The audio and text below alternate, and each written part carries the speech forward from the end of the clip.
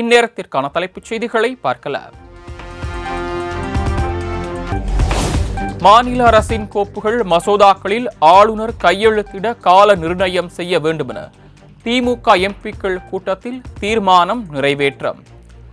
ஆளுநர் பதவி நீக்கப்படும் வரை நடத்தை விதிகளை உருவாக்க வேண்டும் என்றும் வலியுறுத்தல்.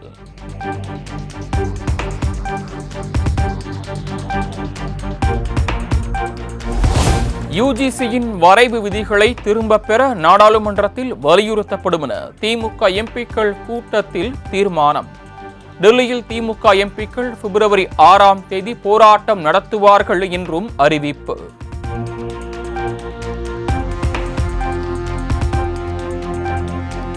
வக்ஃப் வாரிய சட்ட திருத்த மசோதா அறிக்கையை இறுதி செய்தது நாடாளுமன்ற கூட்டுக்குழு. எதிர்க்கட்சிகளின் எதிர்ப்பையும் மீறி வக்ஃப் வாரிய திருத்த மசோதா இறுதியானது.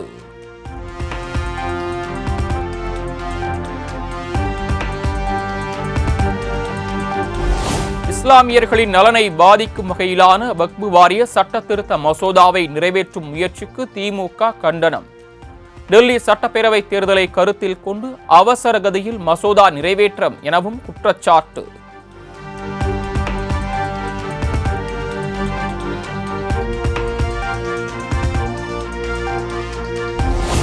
மத்திய அரசின் பட்ஜெட்டில் தமிழ்நாட்டிற்கு புதிய ரயில் திட்டங்களை அறிவிக்க வலியுறுத்தி திமுக தீர்மானம். தமிழ்நாட்டின் திட்டங்களுக்கு போதிய அளவு நிதி ஒதுக்கீடு செய்யவும் வலியுறுத்தல்.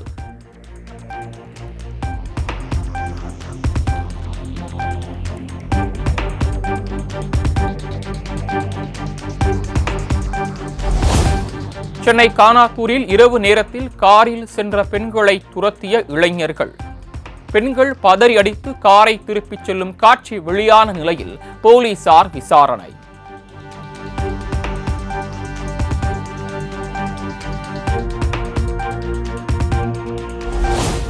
சென்னை ஈசிஆரில் பெண்கள் சென்ற காரை இளைஞர்கள் துரத்திய விவகாரம். அதிர்ச்சியூட்டும் சிசிடிவி காட்சிகள் வெளியாகி பரபரப்பு.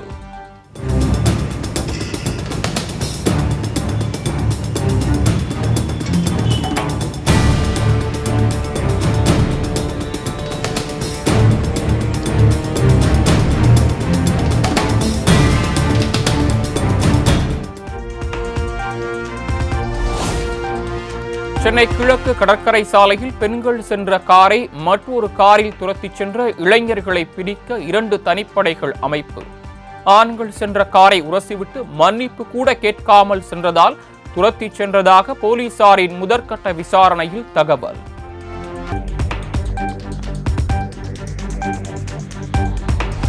சென்னை ஈசிஆர் சாலையில் காரில் சென்ற பெண்களை திமுக கொடி பொருத்திய காரில் வந்த சிலர் அச்சுறுத்தியது அதிர்ச்சி அளிக்கிறது.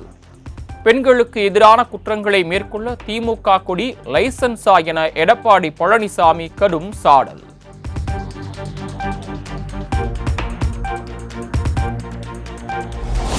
சென்னை ஈசிஆரில் பெண்களுக்கு பாதுகாப்பு இல்லை என பாஜக மாநில தலைவர் அண்ணாமலை பேட்டி. பெண்களை இளைஞர்கள் துரத்திச் சென்ற வீடியோவை சுட்டிக்காட்டி குற்றச்சாட்டு. நானும் அந்த பகுதியில் தான் வசிக்கிறேங்கண்ணா. ஈசிஆர் பகுதியில் எப்பொழுதுமே உங்களுக்கு அதிகமாக இளைஞர்கள் பெண்கள் எல்லோரும் கூட சாயங்காலம் நள்ளிரவு அந்த நேரத்தில் அதிகமானவர்கள் அந்த பகுதியில் போகிறாங்க. பாண்டிச்சேரிக்கு போகிறாங்க. அந்த பகுதியில் நிறைய ரெஸ்டோ பார்ஸ் இருக்குது. அவங்களுக்கு ஒரு சோஷியல் லைஃப் வேணும்னு நினைக்கிறாங்க. ஆனால் எப்பொழுதுமே ஈசிஆர் பகுதியில் நானும் பார்த்தது சரியான பாதுகாப்பு எப்பொழுதுமே அங்கே இருக்காது. காலையில் அதிகாலையில் நள்ளிரவில் பல நேரத்தில் போகும்பொழுது நானே யோசிப்பேன், எனக்கு திமுக கட்சியினுடைய கொடி போட்ட ஒரு காரில் அந்த பெண்ணுகிட்ட மிக மோசமாக நடந்து கொள்ளக்கூடிய அந்த வீடியோ.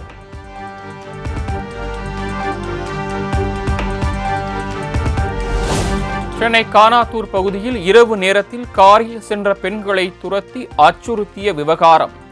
இளைஞர்கள் மீது 5 பிரிவுகளின் கீழ் வழக்கு பதிவு செய்து போலீசார் விசாரணை.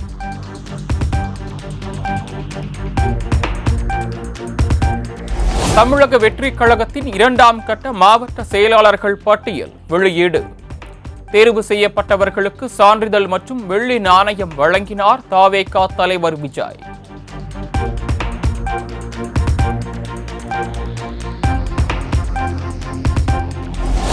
மத்திய அமைச்சர் கிஷன் ரெட்டி நாளை அரிட்டாப்பட்டி செல்வதாக பாஜக மாநில தலைவர் அண்ணாமலை அறிவிப்பு. நாளை பொதுமக்களாக நடத்துவதுதான் உண்மையான பாராட்டு விழா, பாராட்டு என்ற பெயரில் முதலமைச்சர் சுய விளம்பரம் தேடிக் கொண்டதாகவும் விமர்சனம்.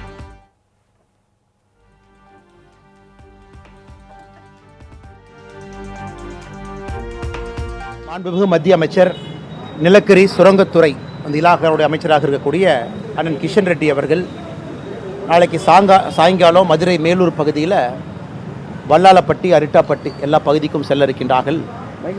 அந்த பகுதியினுடைய அம்பலக்காரர் ஐயா, பொதுமக்கள் எல்லோரும் கூட மாண்புமிகு மத்திய அமைச்சர் அவர்கள் வர வேண்டும், அவர் மூலமாக பாரத பிரதமர் நரேந்திர மோடி ஐயா அவருக்கு நன்றி தெரிவிக்க வேண்டும் என்று அழைத்திருந்தார்கள். அதற்காக நாளை நானும் மத்திய அமைச்சர் அவர்களும் அங்கே செல்ல இருக்கின்றோம். காரணம், இந்தியாவிற்கே ஒரு எடுத்துக்காட்டாக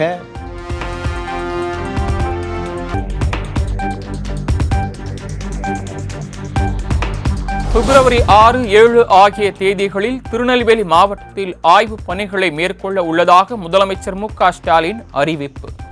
ஒவ்வொரு மாவட்டத்திலும் வெளிப்படும் நம்பிக்கையின் தொடர்ச்சியாக களப்பணியை தொடர்வதாக தொண்டர்களுக்கு கடிதம்.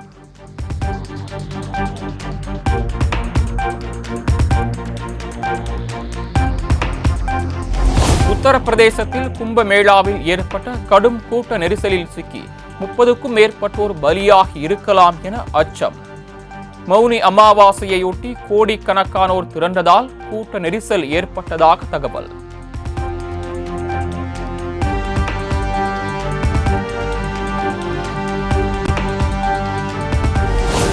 கும்பமேளாவில் கூட்ட நெரிசலால் பலியானோரின் குடும்பங்களுக்கு பிரதமர் நரேந்திர மோடி இரங்கல். மீட்பு பணிகள் தொடர்பாக மாநில அரசுடன் தொடர்ந்து தொடர்பில் உள்ளதாகவும் தமது எக்ஸ் தளத்தில் பதிவு.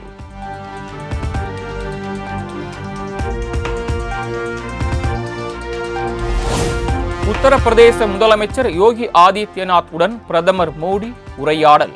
கும்பமேளா கூட்ட நெரிசல் நிலவரம் குறித்து 2 முறை தொலைபேசி வாயிலாக தொடர்பு கொண்டு பேசியதாக தகவல்.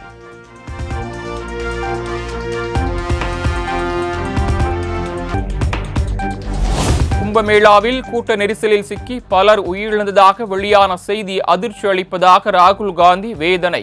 தவறான நிர்வாகம், முறைகேடு உள்ளிட்டவற்றே இதுபோன்ற அசம்பாவிதங்களுக்கு காரணம் என கடும் சாடல்.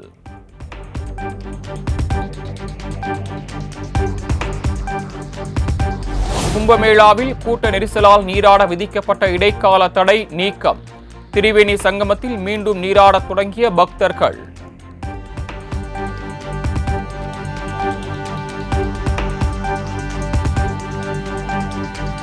ஜாமீன் வழங்கும் போது எளிதில் நிறைவேற்றக்கூடிய நிபந்தனைகளை விதிக்க வேண்டும். விசாரணை நீதிமன்றங்களுக்கு சென்னை உயர்நீதிமன்றம் அறிவுறுத்தல்.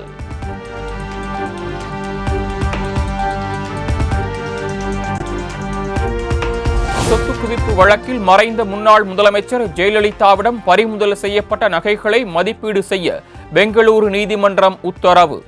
27 கிலோ தங்க நகைகள், 1562 ஏக்கர் நிலப்பத்திரங்களை தமிழ்நாடு லஞ்ச ஒழிப்பு போலீசாரிடம் வழங்கவும் அறிவுறுத்தல்.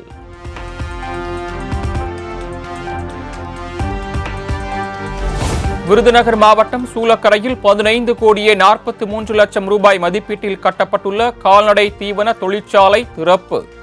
நாள் ஒன்றுக்கு 50 மெட்ரிக் டன் உற்பத்தி திறன் கொண்ட ஆலையை முதலமைச்சர் மு.க.ஸ்டாலின் திறந்து வைத்தார்.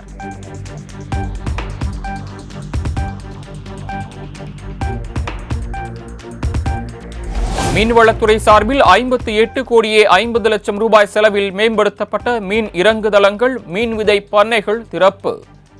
10 முடிவுற்ற திட்டப் பணிகளையும் முதலமைச்சர் மு.க.ஸ்டாலின் காணொலி வாயிலாக தொடங்கி வைத்தார்.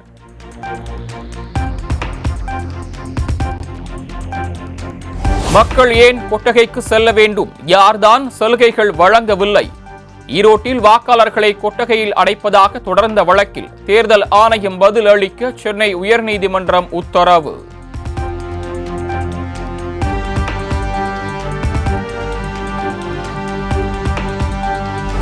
தமிழ்நாட்டில் அரசு பணி காலியிடங்களின் எண்ணிக்கை 6.5 லட்சமாக அதிகரித்திருப்பது திமுக ஆட்சியின் தோல்விக்கு எடுத்துக்காட்டு. ஆண்டுக்கு 10,000 பேருக்கு மட்டும் அரசு வேலை வழங்குவது இளைய தலைமுறையினருக்கு இழைக்கப்படும் துரோகம் என அன்புமணி கண்டனம்.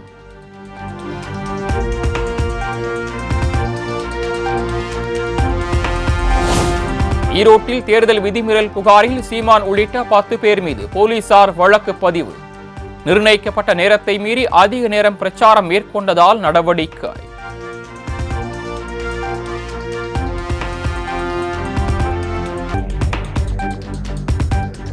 பல்லடம் அருகே காமநாயக்கன் பாளையம் அரசு பள்ளி 10ஆம் வகுப்பு வகுப்பறைக்குள் மனித மலத்தை வீசிச் சென்ற மர்ம நபர்கள். பல்லடம் டிஎஸ்பி தலைமையிலான போலீசார் விசாரணை.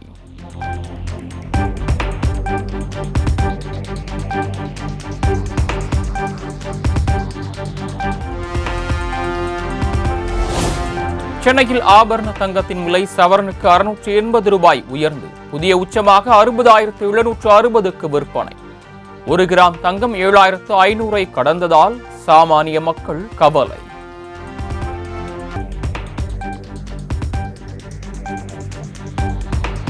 விருதுநகர் மாவட்டம் சிறுவில்லிபுத்தூரில் சிறுவர்களுக்கு பாலியல் தொல்லை கொடுத்ததாக புகார். யூடியூபர் திவ்யா உள்ளிட்ட 4 பேரை கைது செய்து மகளிர் காவல்துறை நடவடிக்கை.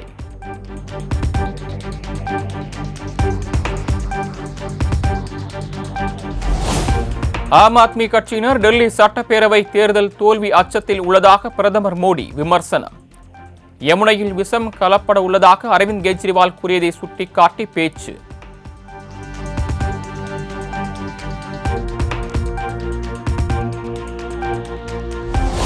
நாட்டின் கனிம வள மேம்பாட்டு திட்டங்களுக்கு 16,300 கோடி ரூபாய் ஒதுக்கீடு.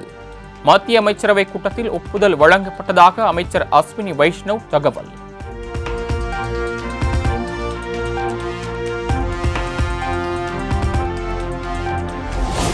வெற்றிகரமாக விண்ணில் பாய்ந்தது இஸ்ரோவின் 100வது ராக்கெட்டான GSLV F-15.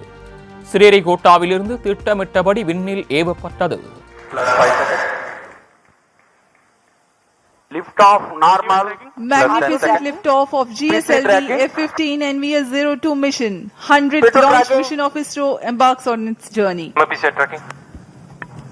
Plus 20 seconds. विहंगम दृश्य सफलतापूर्ण उत्थापन GSLV F-15 रॉकेट का चारों L-40s तथा कोर बूस्टर S-139 वर्तमान में प्रज्वलित हैं और यान को उद्दिष्ट कक्षा की ओर लेके जा रहे हैं.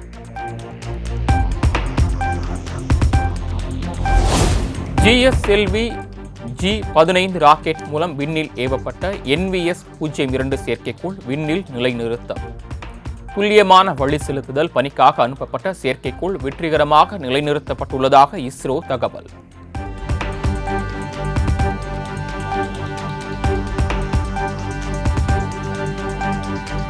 குலசேகரப்பட்டினத்தில் ராக்கெட் ஏவுதள பணிகள் 2 ஆண்டுகளில் முடிக்கப்படும். இஸ்ரோ தலைவர் நாராயணன் தகவல்.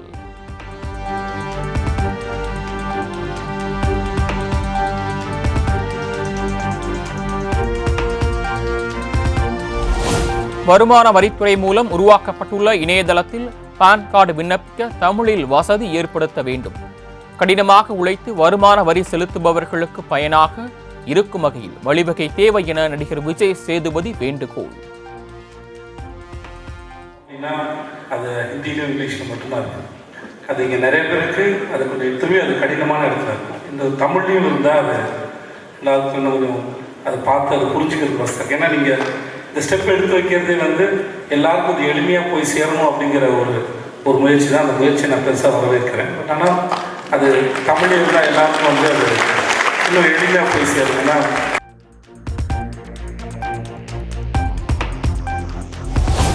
சென்னை கலங்கரை விளக்கம் முதல் தீவு திடல் வரையிலான மெரினா பாரம்பரிய வழித்தடத்தை மேம்படுத்தும் பணிகள் தொடக்கம். சிற்ப தோட்டங்கள், அகலமான நடைபாதைகள் அமைக்க திட்டம்.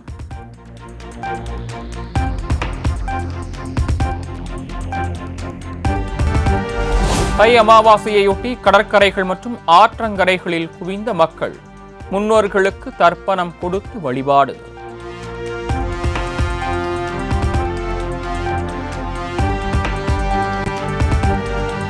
தை அமாவாசையொட்டி சதுரகிரி சுந்தர மகாலிங்கம் கோயிலில் ஆயிரக்கணக்கானோர் வழிபாடு. அதிகாலை முதல் பக்தர்கள் மலையேறி சென்று சாமி தரிசனம்.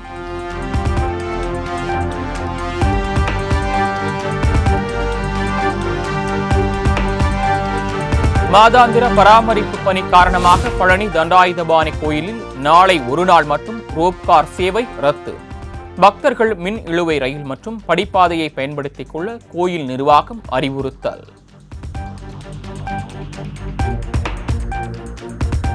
நாளை மறுநாள் குடியரசுத் தலைவர் உரையுடன் கூடுகிறது நாடாளுமன்ற பட்ஜெட் கூட்டத்தொடர்.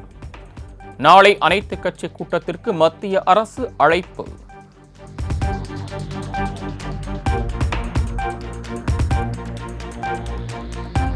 இந்திய உள்நாட்டு விவகாரங்களில் கனடா தலையிடக்கூடாது என வெளியுறவுத்துறை வலியுறுத்தல். சட்டவிரோத குடியேற்றத்திற்கு ஆதரவு அளிப்பதை கனடா நிறுத்த வேண்டுமெனவும் கோரிக்கை.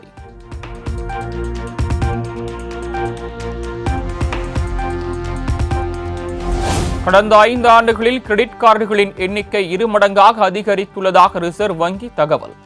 டெபிட் கார்டுகளின் எண்ணிக்கை சீராக உள்ளதாகவும் அறிக்கை.